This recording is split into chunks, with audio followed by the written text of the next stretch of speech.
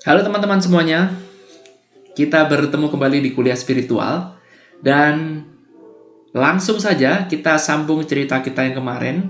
Nah, seperti yang sudah kita ketahui, saya review sedikit di video yang kemarin. Saya bercerita tentang salah seorang dari pesertanya kelasnya Joe Dispenza yang mengalami satu kejadian yang menurut saya sangat-sangat gila.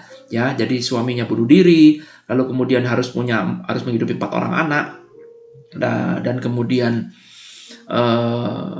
kesehatannya terganggu, ya mentalnya pun juga terganggu, harus minum obat penenang, anaknya dititipkan sama orang tua, bahkan sempat berpikir untuk mau bunuh diri, Lalu kemudian dia ikut kelasnya Joe Dispenza dan kemudian sekarang dia disuruh mereview ulang apa yang sudah terjadi, apa yang sudah dialaminya, ya. Dan kita akan sama-sama belajar dari pengalaman yang dialami oleh Ibu Karen ini. Ibu Karen ada nama palsu, jadi artinya nama itu saya palsuin karena saya nggak ingat namanya siapa, ya. Nah, perhatikan di sini semuanya bermula dari kejadian suaminya bunuh diri. Jadi sebelum suaminya bunuh diri, kehidupan baik-baik saja. Lalu tiba-tiba terjadilah sesuatu, suaminya mati bunuh diri, dan pada prinsipnya adalah dia tidak bisa menerima itu, betul?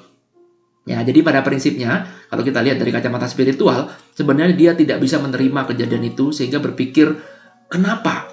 Ya, questioning. Ketika Anda mempertanyakan terus, kenapa kok mesti saya ngalamin itu? Kenapa kok suami saya mati? Kenapa kok begini? Kenapa kok begitu? Semakin banyak dipertanyakan, maka apa yang terjadi?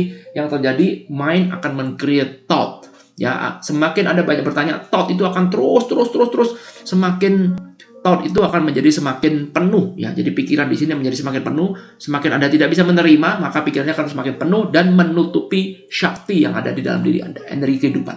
Sehingga Anda menjadi semakin tertutup, semakin terdisconnect, terputus hubungan dengan energi sejati yang ada di dalam diri Anda. Awalnya dari mana? Dari penolakan. Semakin banyak hal yang Anda tolak, maka pikirannya akan menjadi semakin penuh. Nah, itu adalah rumusnya. Poinnya seperti itu. Oke? Nah, lalu kemudian setelah dia mengetahui, jadi nomor satu adalah dengan keadaan seperti ini, yang harus diketahui adalah kita harus memahami dulu ini yang terjadi pada diri saya.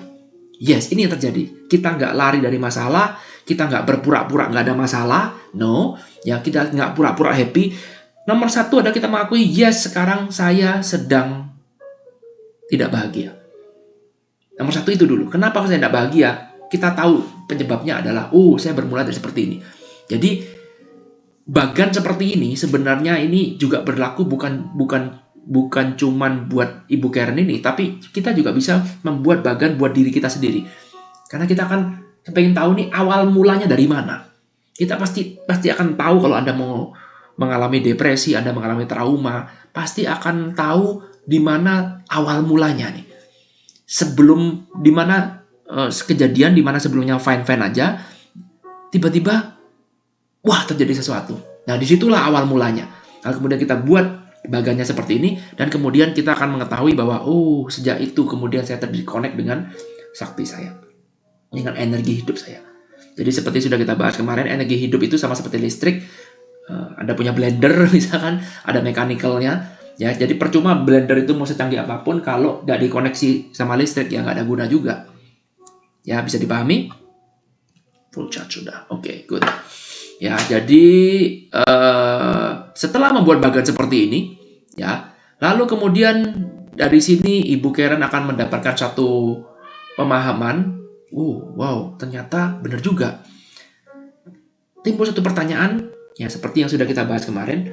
Timbul satu pertanyaan, apakah syakti itu benar-benar ada?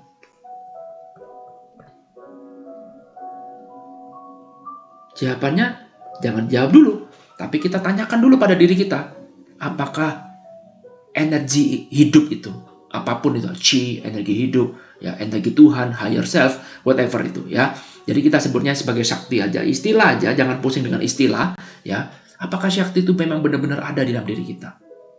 Ya, inilah sumber kebahagiaan kita. Sumber berarti tidak ada habisnya, betul ya? Sumber air nggak ada habisnya, sakti. Apakah sakti itu benar-benar ada? Nomor dua adalah, kalau Anda bisa, benar juga, sakti itu benar ada. Nomor dua adalah, kenapa saya tidak bisa mengakses itu sekarang?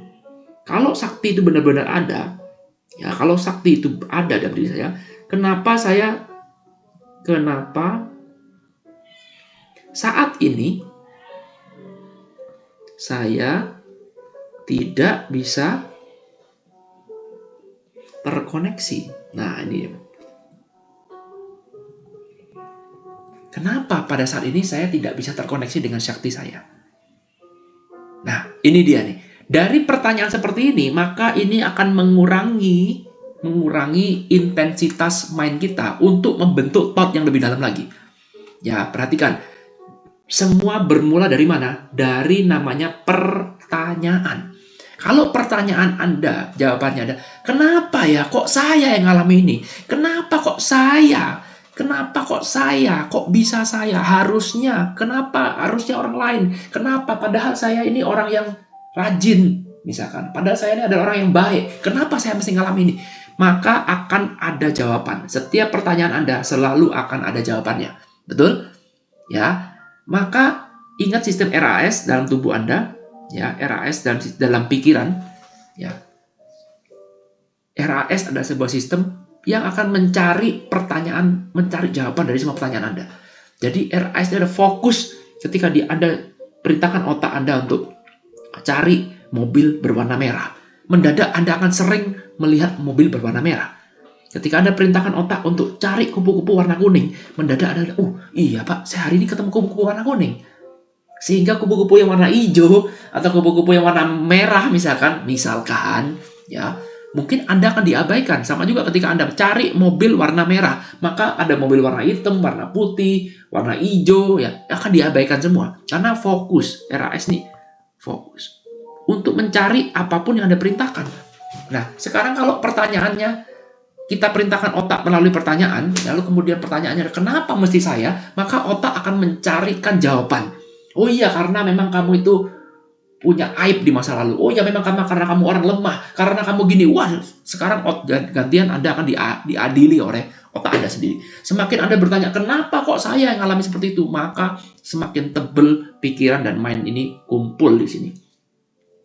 Ya, maka Anda sekarang makin kalut, makin galau, makin panik, makin bingung. Itu terus ditumpuk. Semakin Anda jauh dari sakti Anda, semakin Anda semakin memburuk. Terus seperti itu terus. Seolah-olah seperti tidak ada namanya kebahagiaan lagi. Seolah-olah hidup sudah berakhir. Kenapa? Karena ketutup pikiran Anda sendiri. Betul? Ya. Tetapi kalau pertanyaannya dirubah, perhatikan di sini, ini kita belajar sesuatu yang sangat-sangat simpel. Hanya belajar dari memperbaiki kualitas. Oke, saya ulang lagi. Kita bisa belajar dari satu hal yang sederhana dengan cara memperbaiki cara kita bertanya. Perhatikan, ini pertanyaan, betul? Kita bertanya sekarang, apakah sakti itu ada di dalam diri kita? Itu pertanyaan yang simpel, maka langsung otak akan berpikir, pakai berbagai macam teori. Kita renungkan sebentar, jangan dilogikakan, tarik napas panjang. Benar. Sakti adalah energi kehidupan. Selama saya masih hidup, berarti saya masih terkoneksi dengan itu. Betul? Ya, simple aja. Benar. Saya masih hidup, saya masih bisa bernapas. Tarik napas panjang. Ya benar, saya masih bisa bernapas. Rasakan detak jantung Anda. Ya, saya merasakan detak jantungnya. Ya, sakti itu ada. Nah, setelah itu tanyakan lagi. Kalau memang sakti itu ada di dalam diri saya. Saat ini saya lagi bersedih, ya, lagi down. Lalu pertanyaan sekarang, kenapa saat ini saya tidak bisa terkoneksi dengan sakti itu? Itulah yang diajarkan. Wow, kenapa saya tidak bisa terkoneksi dengan sakti itu? Jangan dijawab, maka otak Anda akan mencari jawabannya. Iya, kenapa ya? Padahal sakti itu ada dalam diri kita. Maka otak Anda akan mencari jawabannya, pikiran kita akan mencari jawabannya. Lupa ngasih perhatian kepada apa yang menghalangi. Betul? Ketika Anda mencari kenapa saat ini saya tidak bisa terkoneksi dengan sakti, maka apa yang terjadi? Sekarang pelan-pelan Anda akan membuka jalan ini sendiri. Betul?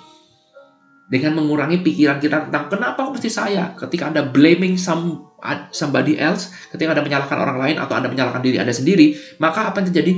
Pikirannya makin penuh. Semakin Anda menumpuk pikiran Anda di sini, betul? Makin penuh, makin terhalang.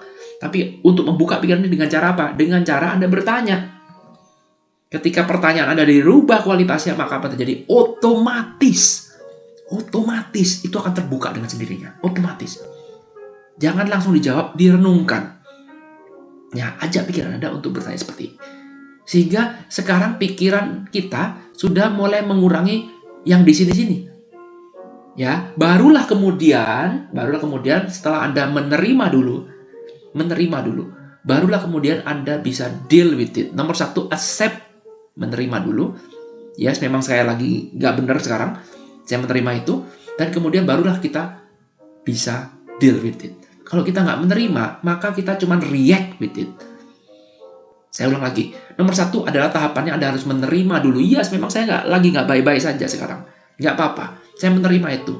Ya, baru setelah Anda menerima, yang kedua adalah baru Anda melakukan sesuatu dengan keadaan Anda sekarang. Jadi melakukan sesuatunya itu dengan rileks, dengan tenang, bukan dengan kepanikan. Paham?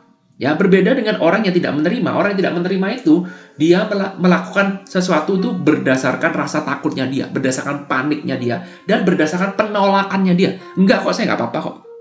Enggak kok, seolah-olah seperti saya nggak menerima keadaan ini. Ya, saya nggak terima lihat suami saya mati bunuh diri. Saya tetap nggak terima. Ya, maka dia mau mencoba melakukan sesuatu berdasarkan satu hal yang tidak bisa dia terima. Sehingga apa yang terjadi? Yang terjadi adalah dia cuma mereact, dia cuma bereaksi terhadap keadaan. Sehingga Anda sekarang tidak lagi menjadi master dalam diri Anda sendiri. Ya, cepat saja, saya tidak mau berlama-lama karena ini nanti kita akan bahas penjelasan ini di kelas membership. Ya, kita akan membahas ini di kelas membership dengan sangat-sangat mendalam. Ya, ini hanya sebuah icip-icip aja dulu nih supaya Anda tahu kurang lebih seperti apa kelasnya. Jadi kita akan belajar seperti ini, ilmu-ilmu seperti ini ya di dalam kelas sehingga kita bisa gunakan ini dalam kehidupan kita sehari-hari. Ya, simple ilmunya, rule-nya simple, gak pakai rumus yang aneh-aneh. Kita hanya belajar dari apa yang sudah terjadi, belajar dari pengalamannya orang lain. Ya, singkat cerita lagi di ending ya, buat endingnya. Nah, apa yang dilakukan di kelasnya Joe Dispenza? Joe Dispenza ini mengajarkan kita untuk membuat dua realitas yang berbeda.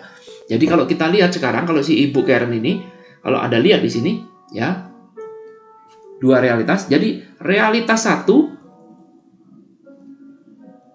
dan realitas dua, ya, oke. Inilah yang dilakukan oleh Joe Dispenza. Dilakukan, kita perhatikan di sini. Ini dilakukannya di mana? Dilakukannya di dalam dunia dalam, oke, inner, bukan di outside-nya, dari di inner-nya, di dalam pikirannya dia, ya. Jadi di inner, dalam kondisi meditasi tentunya, ya, bukan dalam kondisi yang normal. Jadi nomor satu adalah Anda harus masuk dalam kondisi meditatif, di mana Anda menyadari bahwa sekarang Anda sedang memainkan dua realitas, ya, dalam kondisi meditasi, bukan dalam kondisi normal. Jadi Anda harus menurunkan brain wave-nya, ya. Nanti kita bahas lebih dalam di situ. Anda belajar menurunkan brain wave dari beta menuju ke alpha. Tanpa itu nggak bisa, ya. Tanpa itu nggak bisa. Penuhi syarat itu, lalu kemudian kita menyadari dalam dunia dalam, ya, dunia dalam, kita menyadari bahwa kita sekarang sedang memainkan realitas yang nomor satu, di mana ini adalah sangat negatif. Kita mengakui itu. Ya, inilah yang saya alami. Badan saya sakit, suami saya mati bunuh diri, anak saya terbengkalai di rumah orang tua saya, lalu kemudian saya tidak punya masa depan, saya punya cancer dan segala macamnya. Saya mau bunuh diri, mau mengakhiri hidup dan segala macamnya. Dan kemudian sekarang diajarkan untuk membentuk realitas yang kedua. Ya, perhatikan, dalam dunia dalam Anda 100% kontrol. Di dalam dunia dalam Anda pegang 100% kontrol. Ya, di dalam dunia dalam. Jadi Anda bisa menciptakan apapun di dunia dalam, bisa. Ya, perhatikan, Anda sekarang terkoneksi dengan yang satu realitas yang satu ini, ya, di mana kelihatannya begitu real. Ya, selama ini kita put a lot of attention, banyak perhatian kita menuju ke dalam realitas satu. Nah, sekarang disuruh meng-create realitas dua. Pertanyaan saya, bisa apa enggak? Yes, of course, jawabannya adalah bisa. Kenapa? Karena realitas yang nomor satu ini cuma satu dari triliunan, dari unlimited reality yang ada dalam dunia dalam. Dan ini realitas ini sudah ada. Kurang tepat menciptakan kata realitas, kurang tepat mengatakan Anda meng-create reality. Enggak, karena kita sebenarnya bukan kreator, tapi kita bisa memilih realitas yang sudah ada. Ada nggak realitas lain? Nah, ini yang paling penting nih. Pertanyaannya sederhana, selalu pertanyaan lagi. Pertanyakan pada pertanyaan ini dalam diri Anda. Ini realitas yang saya alami sekarang. Yes, betul. Pertanyaannya adalah, ada nggak realitas lain? Apakah ini hanya satu-satunya realitas? Ya juga ya, benar juga. Ya, ternyata ada realitas lain. Ya, dan realitas ini adalah realitas yang lebih positif. Ya, lalu kemudian kita akan terkoneksi dengan yang di sini. Oke, tentu saja di awal Anda mau berusaha untuk mengkoneksikan ini, tentu saja di awal akan sangat-sangat sulit. Tapi kata kuncinya ketika Anda menyadari bahwa sekarang Anda bisa menciptakan atau memilih realitas yang lain selain realitas yang selama ini Anda kira itu paling benar, ya, maka itu adalah momen perubahan itu terjadi. Jadi kalau selama ini energi saya 100 di sini, ya, saya naruh energi 100 semuanya menuju ke realitas satu yang negatif ini sehingga dia makin negatif, ya, makin nyata dan makin nyata. Sekarang saya menyadari bahwa ada dua realitas dan cuma satu, tapi ada dua realitas. Dan sekarang saya mulai invest energi menuju ke realitas nomor 2. Sehingga sekarang rutenya adalah bukan full 100 menuju ke sini. Saya hapus ya. Saya hapus. Sekarang mungkin sekarang di sini masih ada 80 ya, atau 90 deh. Ya, jadi saya hapus lagi. Ini jangan 80 deh. 90 di sini. Ups. 90 energi saya di sini, saya mungkin cuma invest 10 aja di sini. Bisa dipahami? Ya, 90 yang ada di sini, ya 90 ada di sini, saya invest 10 aja yang di nomor 2. Wah, tentu saja pikiran Anda pasti akan melawan habis-habisan. Orang sekarang ini kita lagi gak karu-karuan, kok bisa-bisanya Anda bilang saya akan punya pasangan yang lebih baik. Saya akan punya kesehatan yang luar biasa, tubuh saya akan kembali sehat. Saya melihat anak-anak saya makin bahagia, keuangan saya jadi semakin bagus. Perhatikan, ya. Sementara tubuh kita menganggap bahwa yang paling real adalah realitas satu.